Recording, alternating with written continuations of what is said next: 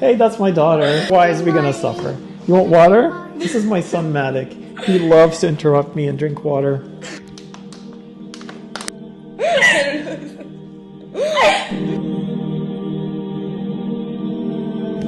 I'm Nada Ibrahim. I'm Habib Abdrahim, and we are on the social media team for Miss Nationals 2024. Today we're going to interview two Palestinians, Rifka Abed and Yahya Dajani, about the genocide in Palestine and what's been going on. Assalamu alaikum. Wa alaikum assalam wa rahmatullahi wa barakatuh. My name is Yahya Dajani. I live here in Panama City. I'm the founder of Synergy Med. I'm the executive director of the Muslim Youth of Bay County. I'm a Palestinian, originally from Jerusalem, and been living here in Panama City for the last 6 years. There's a lot that we can do. Muslim vote definitely counts, from the local elections all the way to the presidential elections.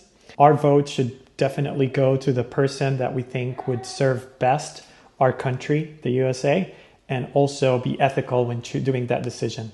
For Trump, it will be so unethical for us or me to elect Donald Trump, especially after what he says about Muslims and what he thinks about what needs to happen in Gaza to finish them all. So we as Muslims can do change by voting to what we think is best for the country, for morals, and what's ethical. And that way I will definitely vote for a third party candidate.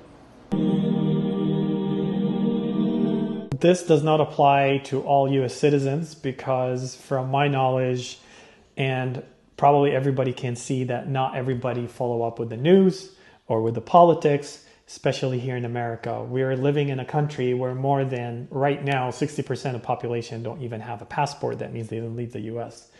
Now, the people who got exposed because of a relative that told them about it, or they follow TikTok or any of the social media, or probably a Palestinian or a Muslim or a pro-Palestinian person approach them with really what's going on and open their eyes, maybe they can have a different thought about what's happening. But the people who follow that and did see the truth in what's happening, the genocide, the imperialism, the colonialism, the occupation that's happening, and it shows that our democracy is not real and we are controlled by foreign countries, by big corporations and whatnot. So this opens a can of worms for people to learn more about what's happening, about reality. And the most important thing is that a lot of people started to learn about Islam and seeing the people of Gaza, even though they're being killed and whole families were wiped off the record, that they're still thanking God. They're saying, Alhamdulillah. What kind of religion that makes people steadfast, want to stay in their country and fight?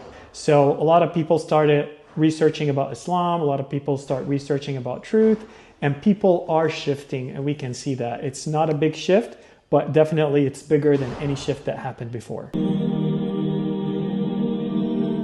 What's happening right now in Palestine, it really showed the truth, and it was an eye-opener for a lot of people, showing the hypocrisy of the world. People talking about human rights, talking about equity and equality. That was all fake. It was actually a facade that fell off, and it shows that the reality is the corporation greed and the corruption is what controls these countries, and they don't have the right to talk about human rights. For Muslims, a lot of Muslims woke up. A lot of Muslims went back to the religion and started to educate themselves.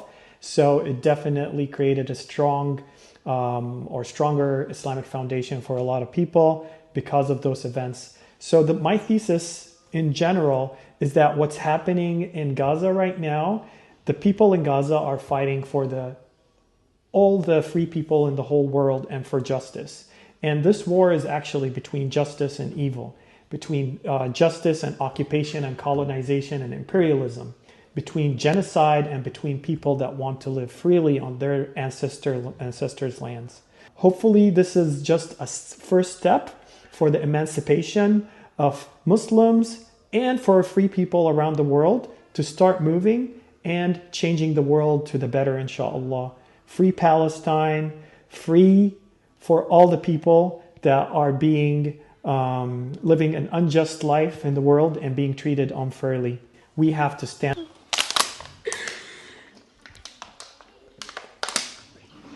تمام؟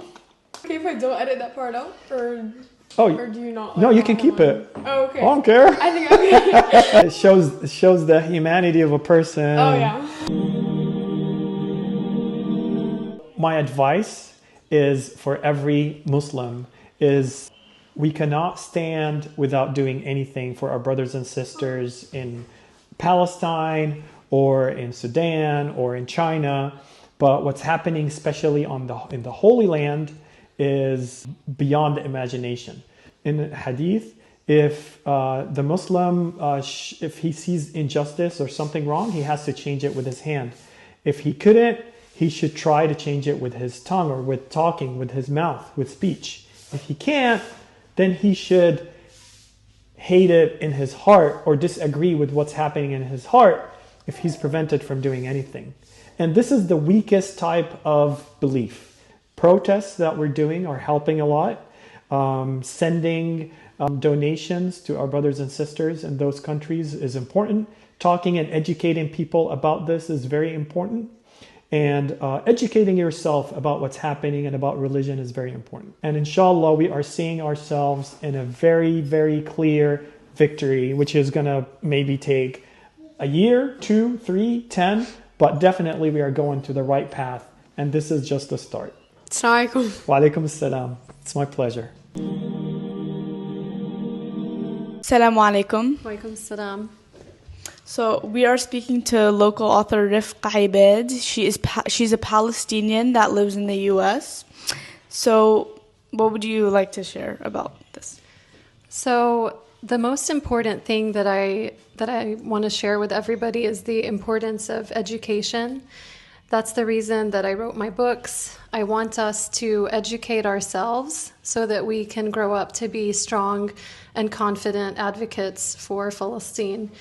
I can't stress it enough. It's helped me throughout my life, and Palestinians in general are known to be among the most highly educated in the Arab world, and that's for a reason, because we know that it gives us strength and it gives us power. So for those of us living abroad, if we're going to be strong advocates, we need to be educated so that we can educate others. Thank you. You're welcome. Assalamu alaikum. And Rifqa Ibad. Two very... What? You're just sitting